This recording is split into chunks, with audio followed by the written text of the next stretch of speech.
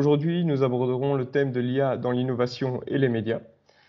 Le programme se déroulera de la manière suivante. On commencera par une introduction de Corinne Boulanger, qui est Corporate Innovation Manager à la RTBF, pour ensuite céder la parole à Cathy Brem, qui est responsable du projet innovation chez France TV, et qui nous parlera de l'IA, confiance et créativité, deux enjeux clés pour les médias.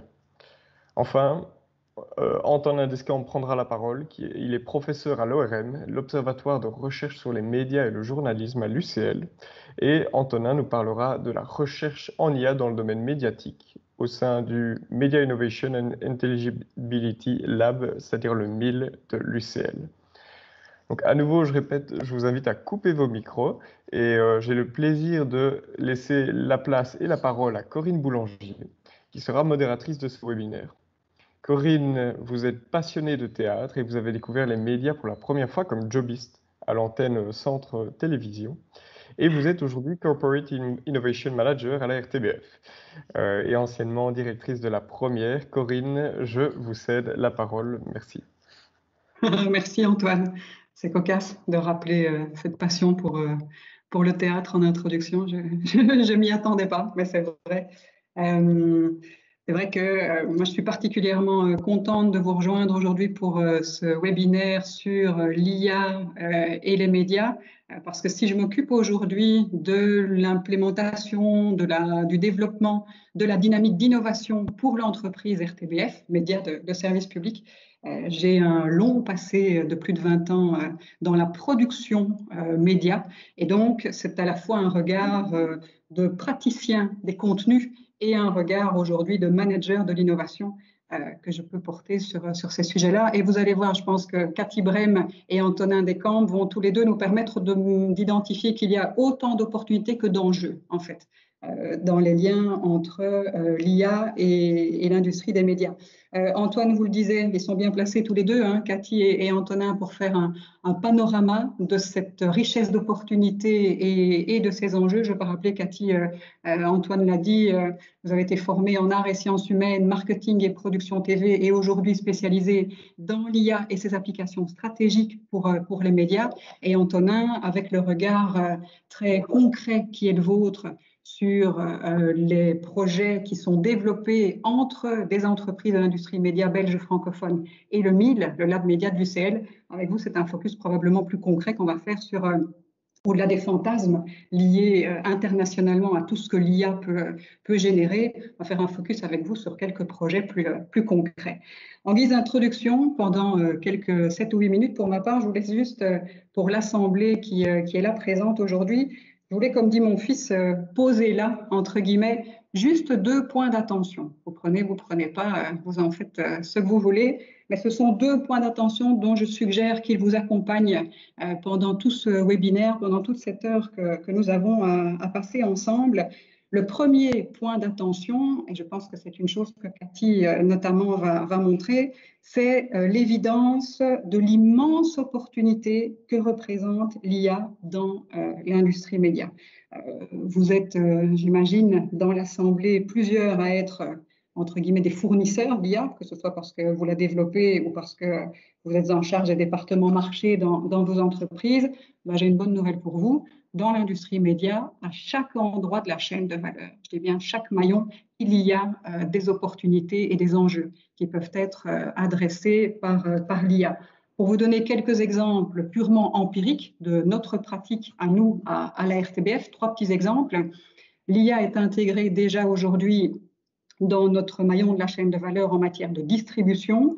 L'IA est intégrée déjà aujourd'hui dans le monitoring de certaines de nos activités et nous sommes en train d'examiner avec plusieurs POC en train d'être menés ou qui ont été menés, nous sommes en train d'examiner comment intégrer l'IA dans nos filières de production pour améliorer et la productivité mais aussi pour améliorer la qualité des productions en libérant les humains d'une série de tâches voilà, moins haute valeur ajoutée pour qu'ils puissent se consacrer davantage à la qualité de nos contenus.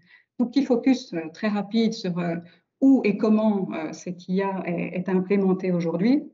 En matière de maillon de la chaîne de valeur de distribution, eh bien, l'IA, si vous êtes spectateur de la RTBF, vous êtes au contact avec notre IA chaque fois que vous vous connectez à notre plateforme Ovio. J'imagine que c'est quelque chose que vous faites régulièrement, je n'ose pas penser le contraire. Eh bien, si vous observez la homepage d'Ovio, il y a forcément une partie des contenus qui vous sont proposés qui font partie d'un choix éditorial de la RTBF, un choix éditorial qui est identiquement le même proposé à chacun de nos spectateurs. C'est un choix éditorial que la maison pose se disant que, compte tenu de l'actualité, compte tenu de ce qui se passe dans le monde aujourd'hui, nous estimons qu'il y a une série de sujets qui doivent être proposés à la connaissance de chacun de nos spectateurs. Mais quand vous arrivez sur la homepage d'Ovio, en fonction de vos goûts, en fonction de votre personnalité, en fonction de ce que vous aimez ou que vous n'aimez pas, il y a une série de contenus qui vous sont de façon personnalisée proposés aussi. Il y a un algorithme de recommandation derrière notre plateforme Ovio, comme il y en a derrière tous les médias aujourd'hui, avec la particularité qu'il s'agit d'un algorithme de recommandation de service public, c'est-à-dire que c'est un algorithme de recommandation qui essaye de veiller à ne pas enfermer nos publics dans des bulles cognitives. On le verra tout à l'heure, c'est un des grands enjeux de l'IA aujourd'hui, la polarisation de la société et l'enfermement dans des bulles cognitives. Deuxième exemple de l'intégration de l'IA dans notre chaîne de valeur aujourd'hui à la RTBF, l'IA nous aide, je vous le disais, à monitorer certaines de nos activités. Par exemple, en matière de diversité. La RTBF, entreprise média de service public, se doit d'être représentative de l'ensemble des individus de la société belge francophone aujourd'hui.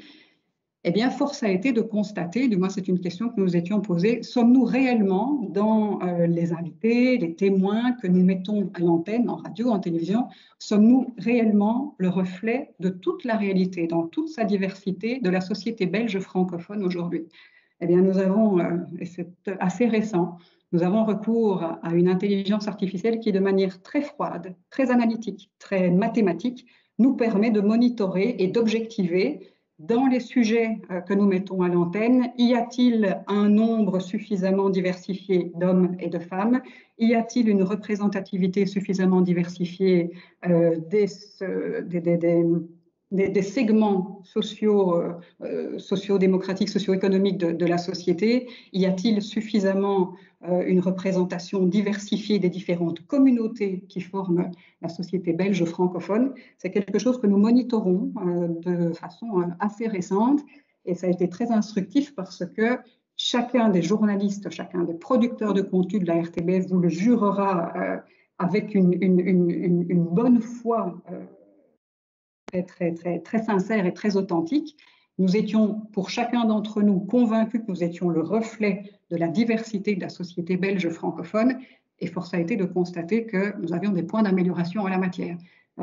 Les individus que nous mettions en avant dans la majorité de nos reportages étaient un peu polarisés sur des hommes blancs issus de segments socio-économiques plus favorisés de la société et d'un âge plutôt au-delà de la fourchette de 50 ans. Et donc monitorer grâce à l'IA la représentation de la société que nous donnons par nos différents invités, nos différents témoins qui sont conviés dans nos émissions et dans nos reportages, voilà, c'est quelque chose qui nous a été extrêmement utile. Troisième petit exemple de la manière dont nous intégrons ou examinons comment intégrer l'IA dans nos filières de production aujourd'hui, c'est dans le soutien à la production.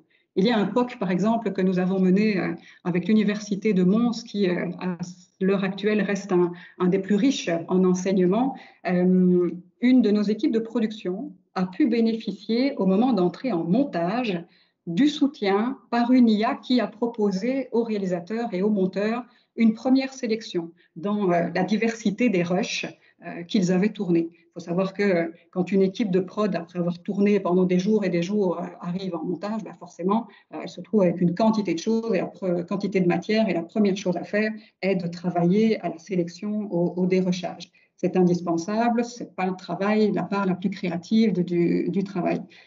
Grâce à Lumons, nous avons pu développer un outil qui a pu aider le réalisateur, le monteur, sur la base d'une série de critères qu'ils avaient communiqués à l'IA. Eh bien, ils ont pu bénéficier au premier jour, à la première heure du premier jour de montage, ils ont pu bénéficier d'un premier draft, une première suggestion d'image, un premier ours pour nourrir leur montage, et c'est l'IA qui leur a proposé ça. C'était vraiment une expérience extrêmement enrichissante pour deux raisons. D'abord, en matière de gain de productivité, l'équipe effectivement s'est rendue compte qu'elle a pu avancer beaucoup plus vite dans le travail. Sur 5 jours de montage, au bout du compte, ils se sont rendus compte qu'ils avaient gagné une demi-journée. En matière de proportion sur le temps de travail gagné, c'est assez significatif. Mais surtout, l'équipe en question a pu se rendre compte que le temps gagné avec ce gain de productivité a pu être consacré à toute une série de tâches à valeur humaine plus ajoutée, c'est-à-dire qu'ils ont pu consacrer du temps à soigner davantage certains regards éditoriaux, certaines transitions éditoriales.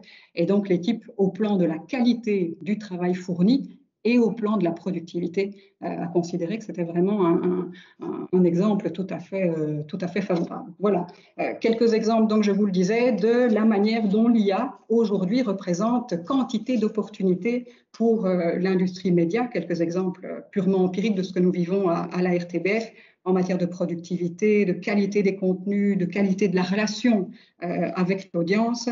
Il y a énormément d'opportunités.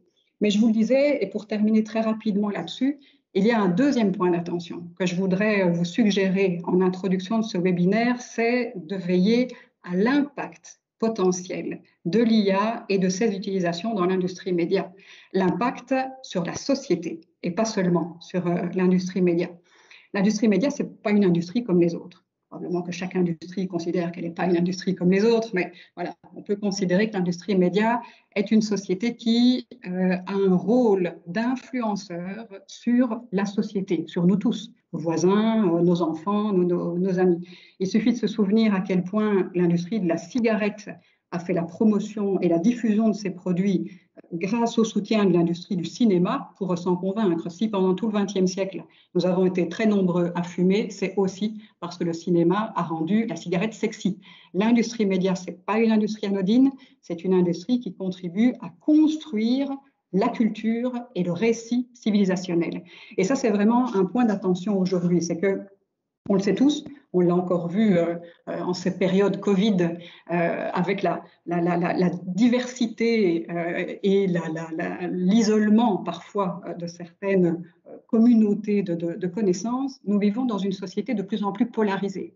Nous ne sommes plus dans une époque où les masses médias arrosaient tout le monde avec les mêmes contenus et créait globalement un récit sociétal plus ou moins unique pour l'ensemble d'une population, d'un territoire. Aujourd'hui, nous vivons tous en Fédération Wallonie-Bruxelles, mais chacun, nous avons, grâce notamment à ce genre de petits outils, un rapport très personnalisé à l'information, au contenu. Si vous êtes pro-vaccin ou anti-vaccin, pro-Trump ou anti-Trump, vous avez sur votre fil d'actualité des contenus qui, volontairement ou involontairement, contribuent à vous conforter dans la conviction que vous avez de votre vision du monde. L'industrie des médias aujourd'hui, et c'est probablement un des enjeux, pas le seul, mais un des enjeux les plus importants du lien entre IA et médias, l'industrie des médias aujourd'hui a son rôle significatif dans la polarisation de la société à laquelle nous assistons. Voilà, ça, je présume que Cathy et Antonin pourront en parler à un moment. Dans quelle mesure l'IA utilisée par l'industrie des médias peut avoir un impact sur le maillon final, le maillon ultime de l'industrie des médias, c'est-à-dire le citoyen, vous, nous, nos enfants, nos voisins, c'est, je pense, un des enjeux majeurs à prendre en compte quand on réfléchit à l'interaction entre la technologie IA et l'industrie des médias aujourd'hui, c'est qu'au bout de la chaîne d'une industrie, il y a un impact sur le tissu sociétal et sur le débat démocratique. Voilà, le cadre est posé, l'IA et les médias aujourd'hui, c'est beaucoup d'opportunités, c'est de fameux enjeux aussi. Et donc, je pense que c'est un sujet, Antoine, dont on n'a pas fini d'entendre parler dans les webinaires de l'ADN. Voilà, Cathy, j'espère que je n'ai pas été trop longue et je vous laisse la parole pour ce panorama que vous allez nous proposer sur IA et créativité. Bonjour à tous et merci pour cette introduction passionnante et les 3 exemples très très parlants.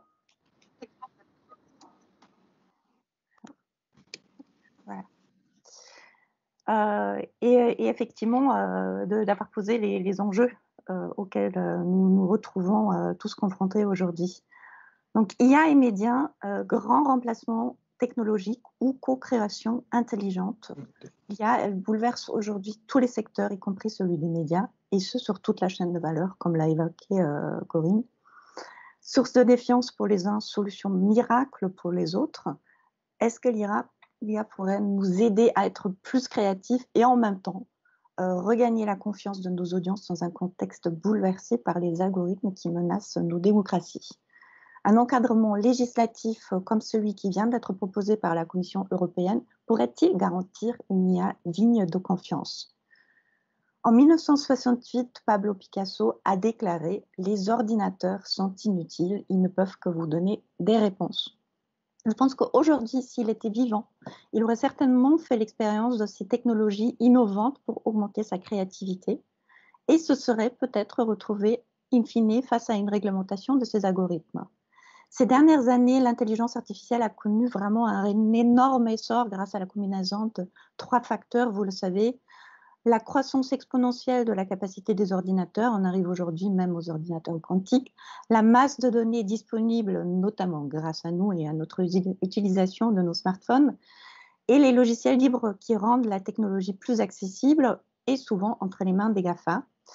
Avec le progrès des différentes briques représentées ici et à l'aide d'une armée d'humains, effectivement, l'IA d'exécution devient de plus en plus une IA d'apprentissage et on utilise tous les briques que vous voyez ici déjà dès à présent dans les médias.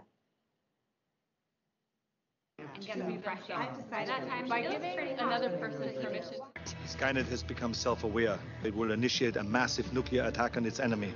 What enemy? Us! Humans! Donc même si aujourd'hui on est loin de cette IA toute puissante, ce fantasme de l'IA dotée d'émotions qui va détruire l'humanité, on voit déjà un impact important de certains applicatifs d'IA dans la société et sur nos démocraties, avec un effet direct sur les médias. Une méfiance générale s'est installée face aux médias et les réseaux sociaux pour suivre leur polarisation. Et en souffre la crédibilité des médias qui est vraiment au plus bas, même si on a récupéré un petit peu d'audience et de confiance pendant la pandémie, puisqu'on était la source principale d'information autour de cette pandémie mondiale qui concernait tout le monde, on reste dans une situation où le désintérêt pour l'information est au plus haut depuis 1987 et la confiance dans les médias de la population est au plus bas dans 22 pays sur 28 du Edelman Trust Barometer. Donc une méfiance générale qui s'est installée face aux médias, une vérité qui est attaquée de plus en plus et on oppose aujourd'hui les faits aux opinions dans le bulle de filtre et on arrive à ce genre de conclusion où on est capable de dire qu'un Français sur 10 pense que la Terre est plate. Donc, il est temps aujourd'hui pour l'Europe d'agir face à ces nouvelles technologies, face aux US qui ont l'argent, à la Chine qui ont la data, l'IA, on a l'éthique. Donc, on réfléchit aujourd'hui vraiment à un cadre qui limiterait l'influence sans frontières des GAFAM et des BATX qui dominent ce marché des outils IA, une démarche forcément d'intérêt pour les médias, donc la chaîne de valeur de production, et où elle sera impactée à tous les niveaux par les outils qui sont basés sur le machine learning. Vous l'avez certainement vu passer après plusieurs papiers et notamment ces premières lignes conductrices d'une IA digne de confiance qui listent 7 critères qui correspondent de près ou de loin finalement à l'ADN et aux missions de service public, notamment la transparence, la diversité, on l'a évoqué tout à l'heure, la non-discrimination, l'équité, le bien-être sociétal. Donc ces critères sur lesquels il faut qu'on regarde l'IA. Aujourd'hui, l'Europe propose une réglementation qui est basée sur une approche autour du risque et qui se veut donner un exemple au monde entier, un petit peu comme on l'a déjà fait comme on a réussi à le faire avec la RGPD, qui a inspiré finalement les Américains et même les Chinois. Donc on va de risques inacceptables jusqu'à des risques minimes, sachant que les risques minimes, c'est la plupart des applicatifs IA qu'on a aujourd'hui. Et les risques inacceptables, ce sont carrément des risques des IA qui ont un impact direct sur le citoyen. Donc à voir plus tard dans la présentation que finalement on est déjà confronté aujourd'hui dans la production et dans la diffusion dans les médias, parfois même à des risques inacceptables. Donc, étant donné l'importance des médias de service public pour la liberté d'expression, pour l'information et la démocratie, nous pouvons certainement nous attendre à ce que notre utilisation de l'IA soit plus réglementée. Aujourd'hui, si on regarde l'ensemble des cas d'usage de l'IA dans les médias d'information et de divertissement, plusieurs domaines sont directement impactés par cette réglementation, comme la production du contenu, l'indexation, la reconnaissance faciale, justement, l'analyse d'audience et son recommandation. L'un des principaux impacts de la proposition serait certainement l'obligation d'informer les utilisateurs à minima que les systèmes d'IA présentant des risques sont utilisés. Donc, même si dans l'ensemble, à ce stade et en 2021, le secteur de la radiodiffusion se situe probablement quelque part entre le niveau 2 et le niveau 3 du modèle de maturité de Gartner, donc c'est-à-dire le niveau 2, c'est une expérimentation avec l'IA dans un certain nombre de projets. Le niveau 3 étant l'IA qui est déjà dès à présent intégrée dans la production pour créer de la valeur. Je pense qu'il est important aujourd'hui déjà de se poser la question de la compatibilité de ces technologies avec nos valeurs et avec ces réglementations qui vont forcément arriver sur le marché. Prenons 3 cas d'usage créatifs directement impactés par ce type de réglementation. D'abord, l'écoute sociale. On le sait tous, grâce à sa capacité à scanner et à analyser de grandes quantités de données dans différentes langues, et en parallèle, l'IA permet une surveillance permanente des tendances sur les réseaux sociaux et la détection de signaux faibles.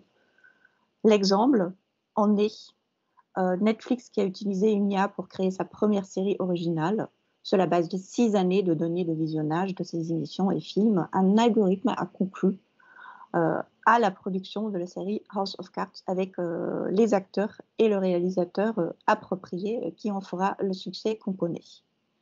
Et les grandes masses de données sont en effet l'apanage de l'IA aujourd'hui. Elle est capable d'analyser des volumes massifs de données inexploitables par l'humain. On se rappelle les 2,6 téraoctets de données des Panama Papers, dont est issu même aujourd'hui un nouveau type de journalisme d'investigation qui n'était pas possible auparavant. Donc on se retrouve aujourd'hui face à cette peur, pas seulement des journalistes, d'être remplacés par un robot qui date pas d'hier. Mais même si les journalistes robots sont déjà une réalité, donc qu'est-ce qu'on entend sous journalistes robots? Tout simplement, c'est des outils qui aident le journaliste à fabriquer un journalisme augmenté, donc c'est-à-dire des outils de transcription, des outils de traduction automatique, des outils de recherche d'informations et de signaux faibles. Aujourd'hui, associés aux humains, les algorithmes permettent de créer des papiers complets avec des informations de fond, sachant que l'IA se charge d'un côté de ce qu'elle sait très bien faire, donc le traitement des données, et le journaliste, en l'occurrence, est libéré pour se consacrer à son travail d'analyse et de remise dans le contexte. Maintenant, jusqu'où doit-on alors informer nos publics de cette collaboration entre journalistes humains et algorithmes? Dans la deuxième partie, la production, l'IA s'inspire aussi de données existantes. On l'a vu il y a quelques années déjà, en 2016, quand IBM Watson a analysé les images, le son et la composition de centaines de bandes d'annonces de films d'horreur pour créer une bande d'annonces entièrement fabriquée par IA. Il s'agit là tout simplement d'analyse de copies de choses existantes déjà. La même année, on a vu The Next Rembrandt de Microsoft qui consistait à entraîner encore une fois une machine à peindre comme le maître hollandais. Mais est-ce que 148 millions de pixels et 168 000 fragments d'œuvres de Rembrandt assemblés dans un nouveau tableau constituent-ils une œuvre d'art est-ce que c'est la créativité? Est-ce que l'IA est vraiment capable d'avoir un cerveau droit aujourd'hui? Et qui a le droit de cette œuvre d'art? Et on ne parle même pas des NFT qui sont en train d'émerger un petit peu partout aujourd'hui. Donc, on le sait, l'IA est capable de copier le style d'autres créateurs, même si aujourd'hui les GAN, les Generative Adversarial Networks, qui reproduisent un petit peu le fonctionnement d'un artiste et son critique d'art en face de lui, améliorent la copie.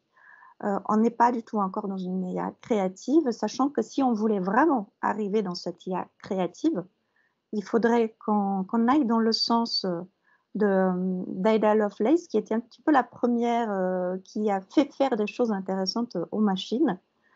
Et même si à son époque, on était toujours dans un codage du haut vers le bas, aujourd'hui, on est de plus en plus en train de mettre une distance entre le code et le codeur, ce qui pose notamment la question de la confiance et de la réglementation. Donc, si on voulait aujourd'hui dire qu'on est face à des IA réellement créatives, qui devraient réussir le Lovelace test, donc c'est-à-dire, après le test de Turing, le test de Lovelace, qui consiste en la création d'une IA complètement autonome et dont le concepteur ne doit pas être en mesure d'expliquer comment leur code original a conduit à ce nouveau programme. On est clairement, complètement à l'opposé de la transparence et à la réglementation imaginée par l'Europe. Donc, l'IA créative, autonome, complètement indépendante paraît à l'opposé de ce qu'on a envie de faire aujourd'hui en termes de réglementation et de contrôle des algorithmes d'intelligence artificielle. Sachant que la maîtrise de plus en plus grande des algorithmes nous embarque déjà aujourd'hui dans des réalités floues et qu'en plus, de plus en plus, la capacité même de créer des deepfakes est à la portée de tous. On l'a vu il y a quelques années déjà avec Zhao, cette appli chinoise. Et aujourd'hui, il suffit d'aller sur Internet. Tout un chacun peut le faire en cherchant deepfake et on peut créer son propre deepfake. Et donc, la manipulation est aujourd'hui à la portée de tous. On se rappelle, en 2019, la Chine a lancé son premier présentateur de journaux doté d'une IA par l'intermédiaire de son agence Xinhua. Donc, chose qui était peut-être à l'époque un petit peu inimaginable en Europe. La Corée en a sorti le sien l'année dernière. 아무리 비슷하다고 해도 직접 이야기를 나눠보면 조금 다르지 않을까요? 한번 해보겠습니다. 안녕하세요, 주아 씨. 안녕하세요, AI 앵커 김주하입니다. 언뜻 봐서는 저랑 똑같죠? 한번 테스트를 해보겠습니다. 따라해보세요. Et on le voit, même la présentatrice est quelque peu dépourvue face à son double d'intelligence artificielle. Et on se retrouve ici, je pense clairement, à un risque élevé de manipulation qui est peut-être pas près d'arriver en Europe. Et encore, vous l'avez tous vu, je pense, pendant la pandémie, on accepte même chez nous de plus en plus des mondes virtuels et un mélange de la réalité et du virtuel qui est de plus en plus accepté aujourd'hui dans notre vie de tous les jours. La troisième partie, donc, c'est la distribution.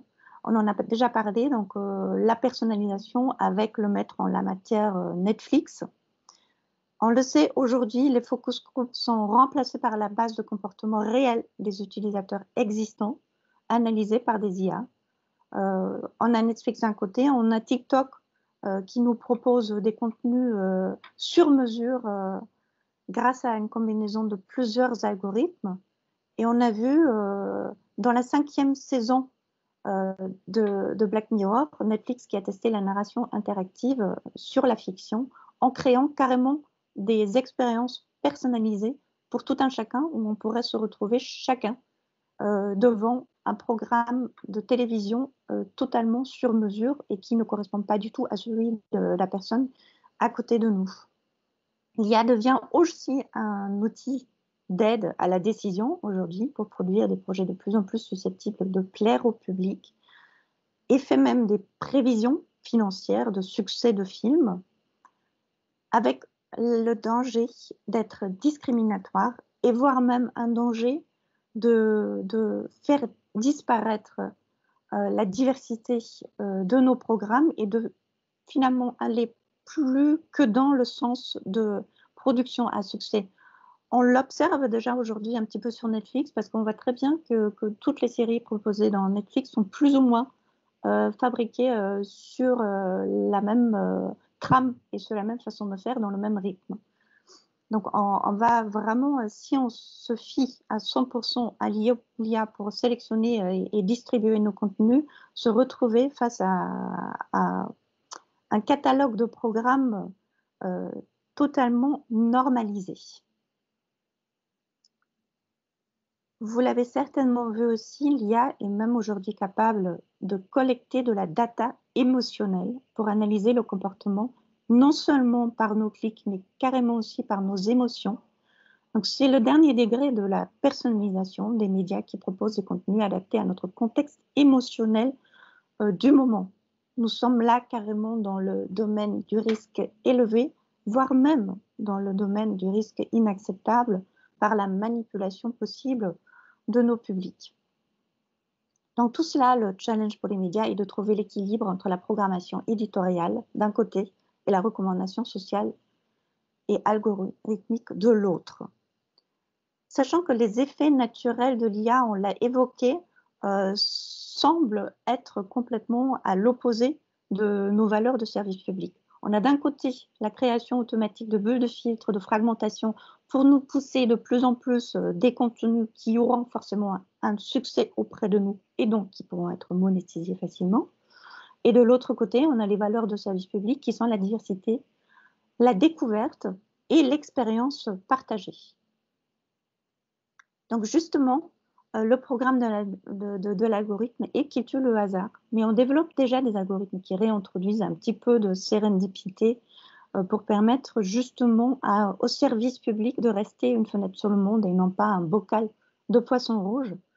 3 challenges pour la production et la diffusion assistée par l'IA. Donc c'est tout d'abord, bien évidemment, éviter les biais. C'est facile à dire, mais si on utilise des jeux de données non souverains, gratuits et de faible qualité, comme les jeux de données Enron qui ont entraîné de multiples algorithmes, nous sommes loin d'une IA acceptable et diversifiée et qui traite de façon égalitaire l'ensemble de la société. Éviter aussi l'anomie sociale, donc tout simplement éviter une IA qui essaye trop de ressembler aux humains et qui se veut remplacer les humains en les manipulant encore une fois et en nous faisant perdre presque le contrôle, chose que Siri et n'importe quel assistant virtuel, par exemple, sont en train d'essayer de faire jusqu'au moment où peut-être nous-mêmes, on est en train d'adapter notre propre façon de parler aux machines, puisqu'on va tout simplement se limiter à parler de façon beaucoup plus réduite et beaucoup plus compréhensible pour se mettre au niveau des machines, avec un risque important et évident pour la richesse des langues et de notre langage. Et enfin, bien évidemment, éviter les algorithmes. On se rappelle tous le chatbot de Microsoft qui a viré au bot nazi en seulement un jour. Et on n'apprend même pas de nos erreurs, puisque l'année dernière, on a encore sorti le même type de chatbot qui a appris tout seul à interagir sur les réseaux sociaux et donc qui est resté comme l'autre raciste en quelques heures. 3 moyens, je pense, pour limiter ce type d'erreur. Donc, première chose, c'est vraiment d'inclure dès la conception de nos projets d'IA une éthique dans le design, dans le développement, où on contrôle systématiquement nos données, où en tant que service public, on est capable de partager des jeux de données propres et souverains, indépendants des GAFA et des BATX. Une éducation de l'IA comme mission, et c'est tout simplement éduquer, faire comprendre, expliquer l'IA à la fois en interne auprès de tous nos collaborateurs et en externe auprès de nos publics. Et enfin, la collaboration, je pense que c'est vraiment l'élément le plus important. Il faut qu'on casse les silos, les équipes pluridisciplinaires, la collaboration avec des startups, des écoles, des centres de recherche, et voire même parfois avec nos concurrents. Je ne cache pas qu'on ne soit pas tellement capable de le faire en France. Je sais que, par exemple, en Norvège, nous sommes capables de travailler entre la télé, la presse écrite, des médias publics, des médias privés. Donc, c'est vraiment dans ce sens-là qu'il faut qu'on aille pour contrôler et pour mettre en place des réglementations et une IA digne de confiance. Et enfin, dernier élément et le plus important, l'IA que nous utilisons, elle ne pourra jamais être seule la solution à tout. C'est toujours dans la combinaison intelligente de l'intelligence artificielle et des humains qu'on arrive à atteindre une intelligence augmentée. Et parfois, peut-être tout simplement, dans la plupart des projets, on n'a peut-être pas besoin de l'IA pour réussir un projet. Merci. Merci Cathy. On enchaînera tout à l'heure avec quelques questions-réponses si l'Assemblée en a. D'ailleurs, je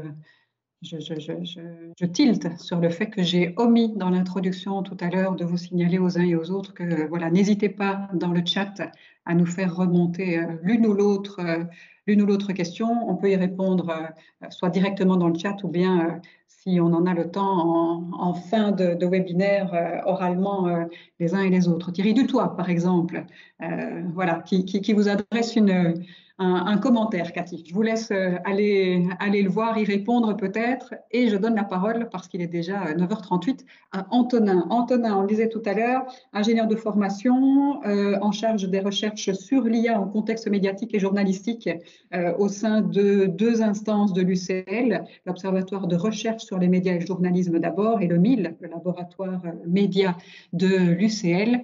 Quelques cas d'usage, avec vous, on rentre dans les labos, c'est ça ? Voilà, j'étais muté. Oui, en effet, merci Corinne pour cette introduction. Est-ce que vous voyez bien mon écran, enfin les slides? Pour ma part, je les vois en tous les cas. Oui, ok, oui. Parfait. Oui, ben, merci pour cette introduction. Et je vais revenir sur un certain nombre de choses qui ont été exposées au cours du brillant exposé de Cathy. J'ai décidé d'intituler mon intervention « Automatiser sans déshumaniser ». Et c'est quelque chose qu'on entend assez régulièrement aujourd'hui, c'est-à-dire de plus en plus, c'est-à-dire le fait de garder l'humain finalement au centre des préoccupations, garder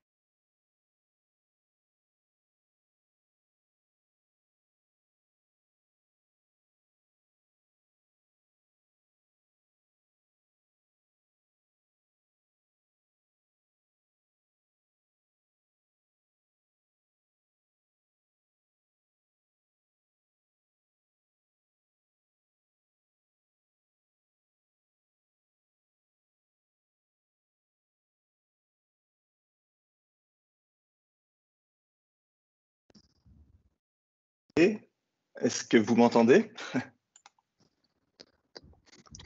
Oui, on t'a perdu une minute environ. Je suis désolé. Je vais reprendre. Petit souci technique. Bon. Ok, je vais repartager mon écran.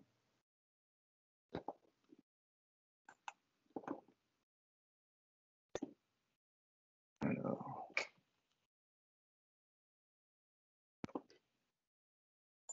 Ok. Ok, je poursuis. Donc, on parle souvent de mettre l'humain au centre de la boucle, garder l'humain dans la boucle, et c'est évidemment tout à fait louable puisque ça permet d'envisager une innovation qui soit porteuse de sens, non seulement de sens pour les utilisateurs, mais également de sens, enfin pour les utilisateurs, donc de la valorisation économique, mais de sens également de manière plus générale pour la société.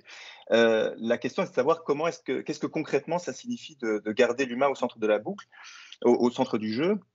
Et l'idée, c'était ici de vous présenter, de prendre quelques minutes pour vous présenter 2 projets de recherche au MIL, qui sont des tentatives justement dans le domaine des médias, d'articulation entre différentes disciplines, qui sont issues à la fois des sciences appliquées, donc en l'occurrence de l'apprentissage automatique, mais également des sciences humaines, donc de l'infocom, du journalisme et de la linguistique.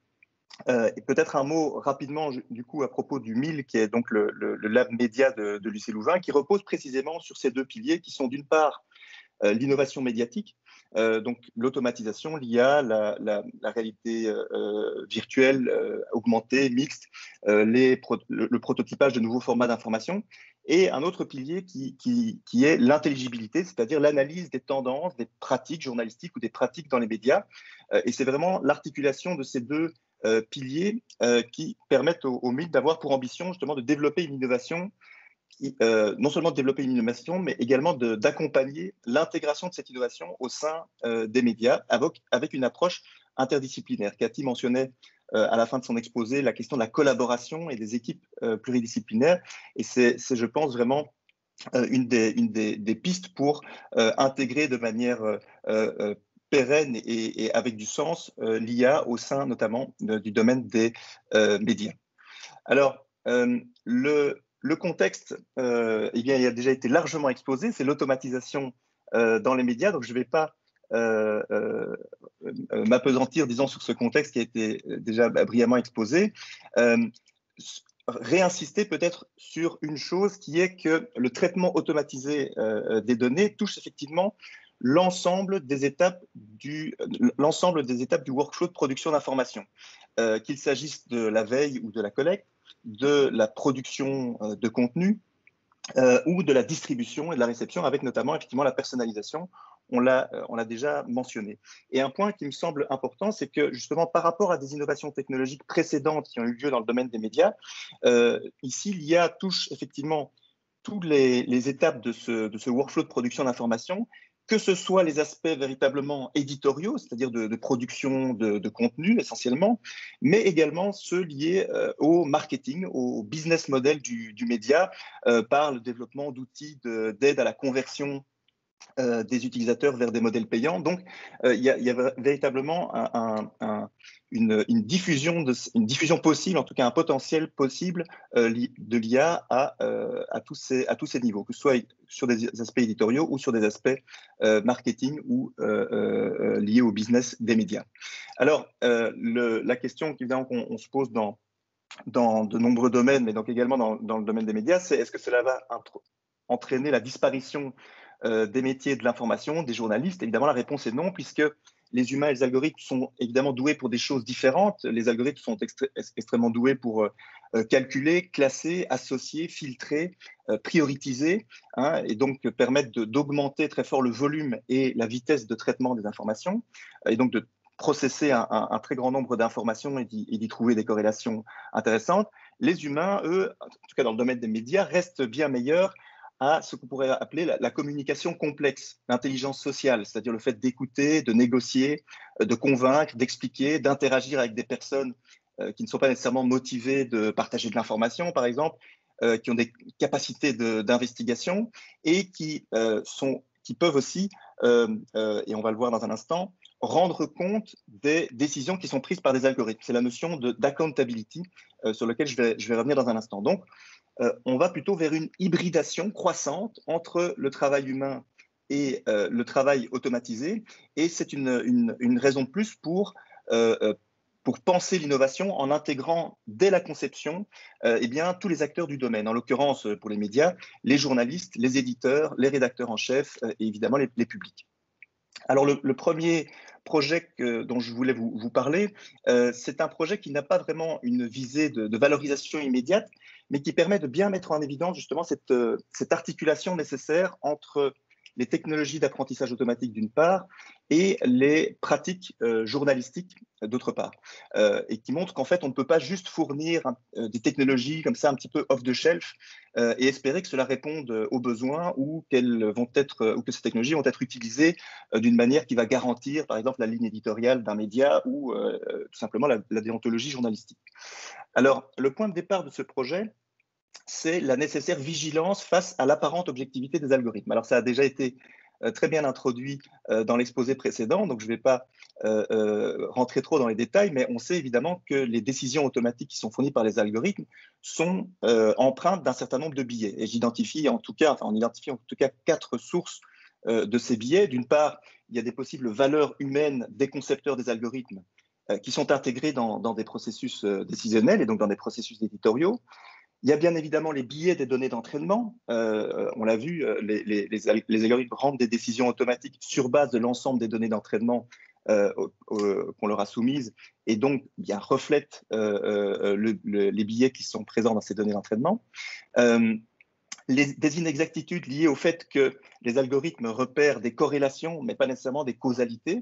Et ça, c'est une différence importante entre humains et machines, c'est que les humains restent encore bien meilleurs à identifier des causalités, là où les algorithmes vont pouvoir identifier des corrélations qui étaient passées inaperçues.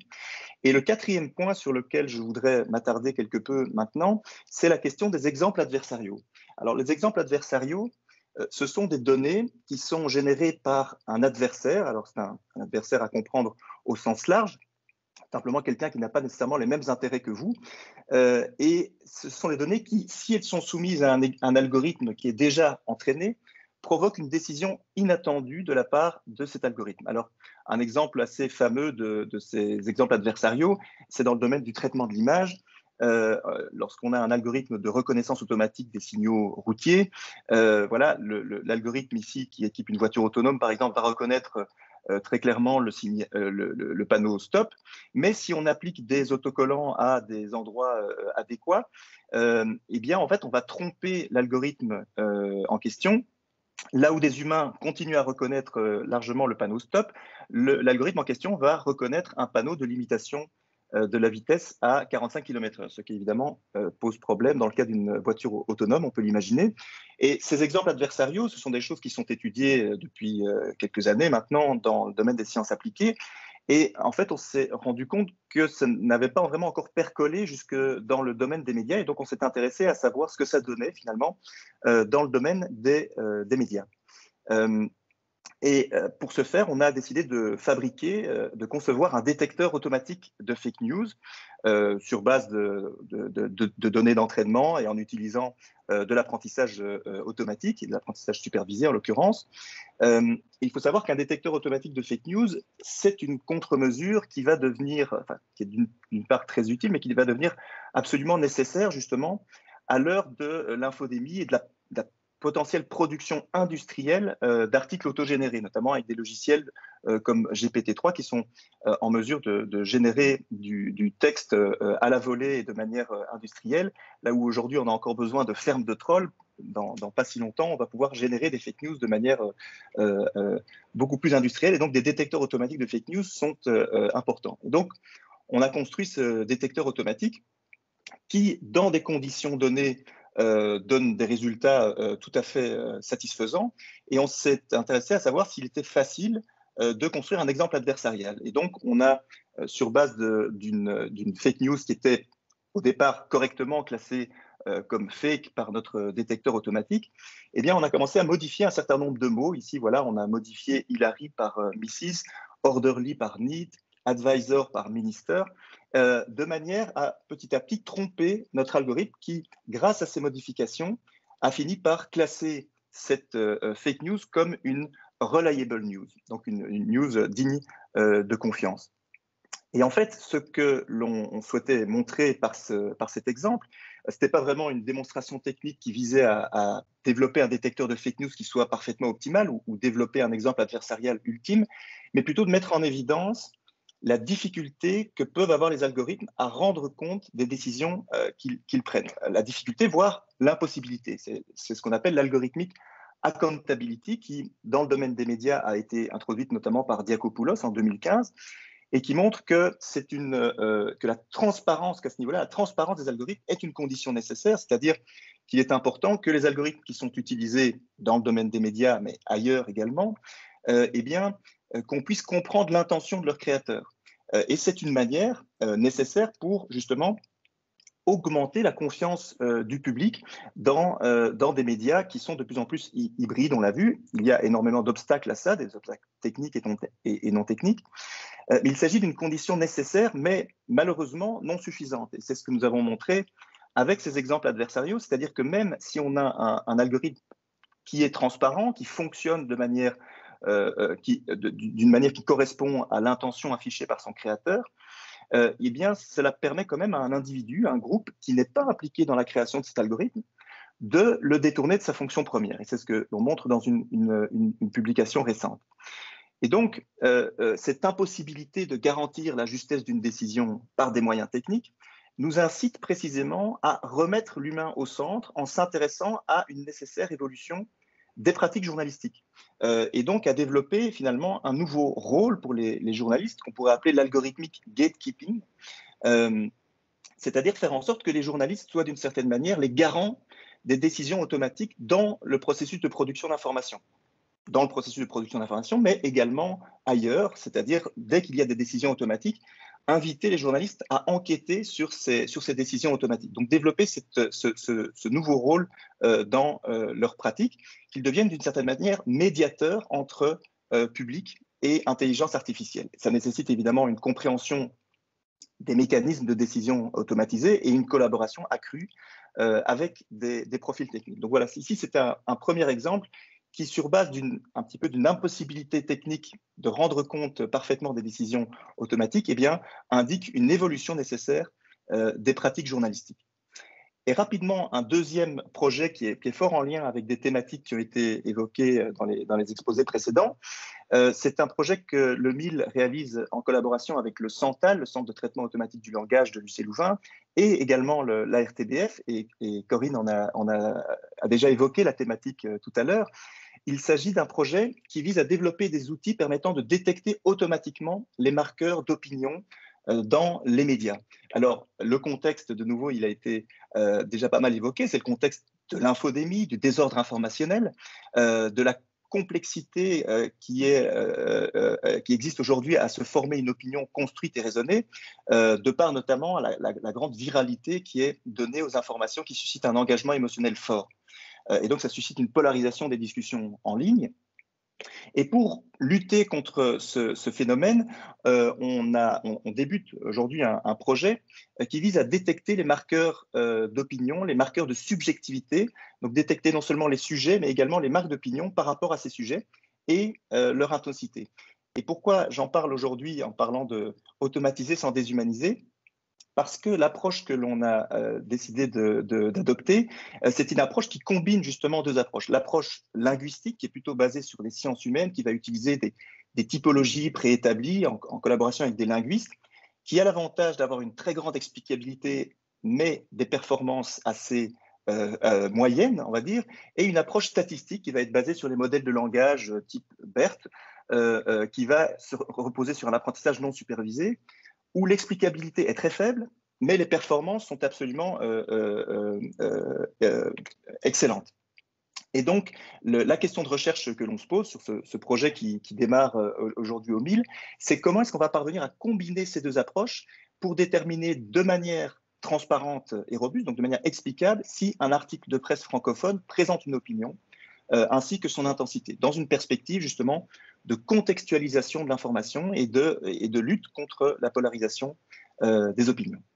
Voilà donc très brièvement deux projets de recherche que l'on mène au MIL. Et en guise de conclusion, je rappellerai juste que le constat, c'est effectivement, comme il a déjà été dit, que l'automatisation est en passe de redessiner l'écosystème des médias, qu'on va plutôt vers une hybridation et pas une disparition des métiers, et que donc le challenge, ça va être de co-construire cette hybridation avec tous les acteurs qui sont impliqués.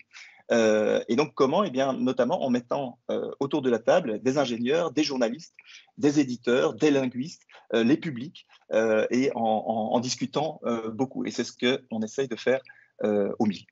Voilà, je vous remercie pour votre attention. J'espère que je n'ai pas été trop long et je serai ravi de répondre à des questions s'il y en a.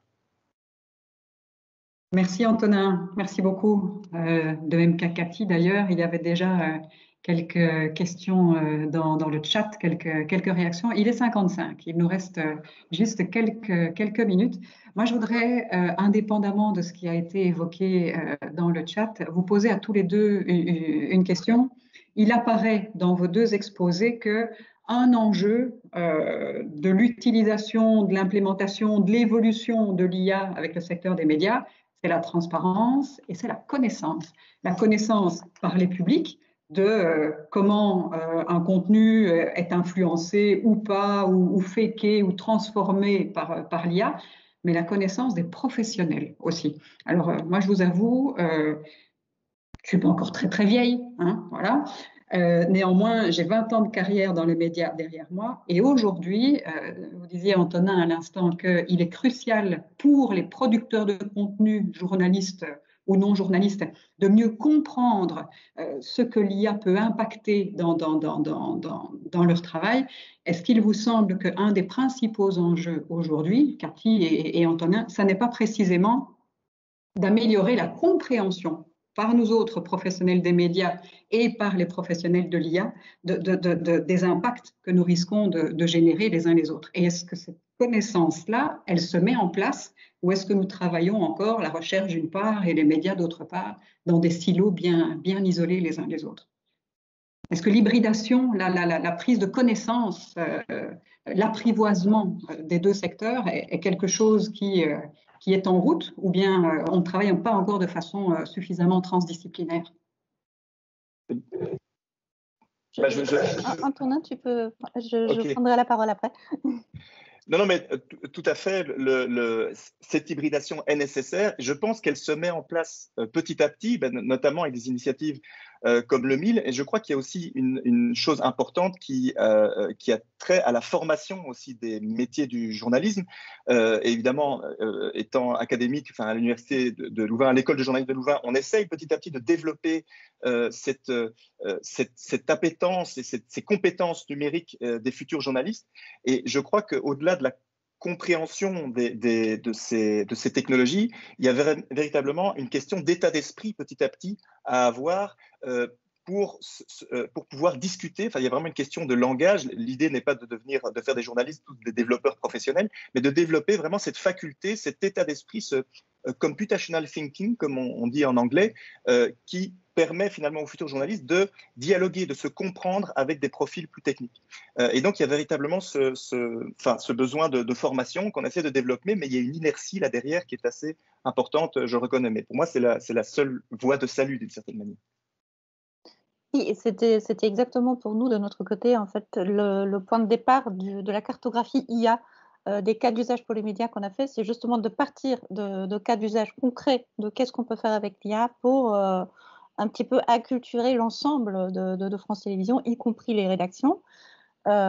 Et aujourd'hui, nous sommes de plus en plus capables en fait, de mettre avec notre département data IA, donc DAIA, des projets où on met autour de la table des journalistes, des responsables d'émission, des programmateurs, des data scientists, et où on monte vraiment ensemble ce type de projet. De toute façon, ça n'est que comme ça qu'on peut fabriquer quelque chose. On voit bien ce que ça fait si on laisse les développeurs de 30 ans dans leur coin, dans un laboratoire, développer des algorithmes. C'est absolument pas ce qu'on a envie d'avoir pour le service public.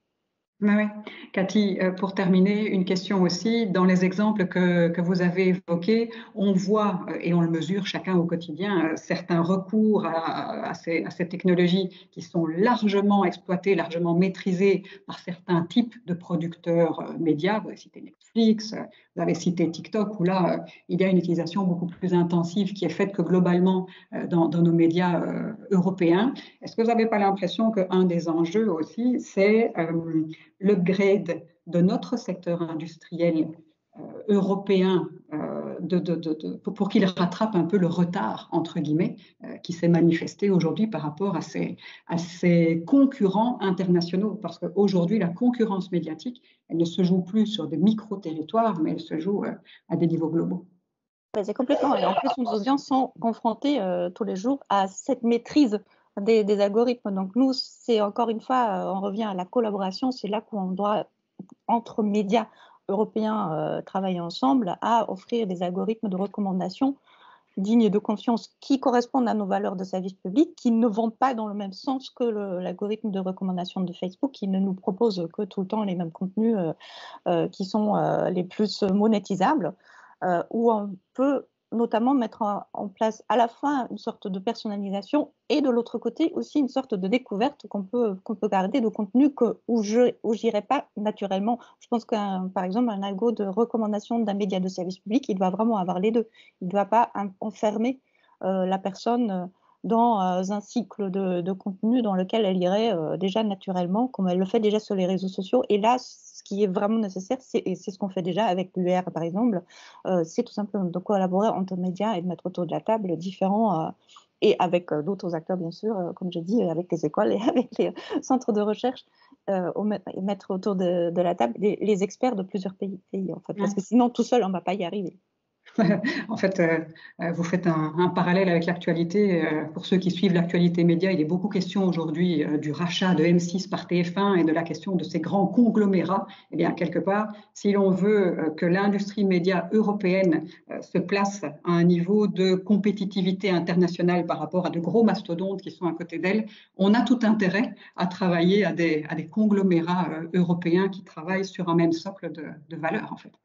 Oui, je crois que la collaboration, elle est plus facile à envisager quand on comprend que la compétition, elle se fait essentiellement avec les grandes plateformes plutôt qu'entre les médias. Enfin, elle existe aussi entre les médias, mais les vrais compétiteurs aujourd'hui, c'est plutôt les plateformes. Et donc, ça incite à la collaboration justement entre médias. C'est ça, c'est ce qu'on se dit entre médias. En fait, on n'est pas en compétition sur la technologie, on est en compétition sur les contenus. Voilà. Construisons ensemble la technologie. En effet, eh bien voilà. 10h02, je crois qu'on ne peut pas vous tenir plus longtemps. Antoine, Benoît Mac, voilà, on a brossé ici, je vous le disais, hein, le tout début du sommet de Liseberg, de la quantité des choses que nous pourrions aborder sur cette thématique de l'IA et les médias. Moi, j'ai presque envie de vous dire, quand est-ce qu'on recommence sur des choses plus concrètes, quoi, parce qu'il y a des tas de choses fascinantes qu'on a évoquées là. Tout grand merci. Super. Merci Corinne pour cette super introduction, d'avoir justement animé le débat. C'était très c'était vraiment super intéressant et ça a permis de mettre un peu l'eau à la bouche au début du webinaire. Je remercie également Antonin et Cathy pour la qualité de leur intervention. C'était très intéressant et comme dit Corinne, j'espère qu'on remettra ça par la suite et peut-être que des initiatives se créeront à partir de ce webinaire. Donc merci beaucoup, merci à tous. Je remercie également les partenaires et qui organisent au final l'événement, donc Trail qui rassemble les universités, les centres de recherche de la Fédération Wallonie-Bruxelles et I4 Belgium qui est la coalition nationale sur l'IA et qui vise à permettre aux personnes et aux organisations belges de saisir les opportunités de l'intelligence artificielle, mais aussi à l'AWEX, les Hubs Digital Wallonia qui contribuent à internationaliser ces webinaires et enfin au SPW pour leur soutien. Et enfin, tout simplement, merci aux partenaires fondateurs de Digital Wallonia for AI. J'espère que ce webinaire vous a plu. Donc, le 16 juin, on remet les couverts pour les carrefours de l'IA sur un thème plutôt un peu plus général, on va dire. C'est-à-dire qu'on fera des carrefours de l'IA sur le thème de l'énergie avec Enside qui sera présent, Damien Ernst qui sera notre modérateur. Et ils débuteront exclusivement et à partir en fait du 16 juin à 8h50 avec un petit point sur l'IA dans le secteur de l'énergie, mais à l'échelle internationale et plus précisément avec le Hub Digital Wallonia de Stockholm dès 8h50. Donc, je vous invite dès à présent à vous inscrire. Je vais vous partager le lien dans le chat. J'espère que je vous souhaite tout simplement en fait déjà une très belle journée et on se voit le mois prochain. Donc merci à toutes et à tous et à très bientôt. Merci beaucoup. Merci beaucoup. À bientôt. Merci.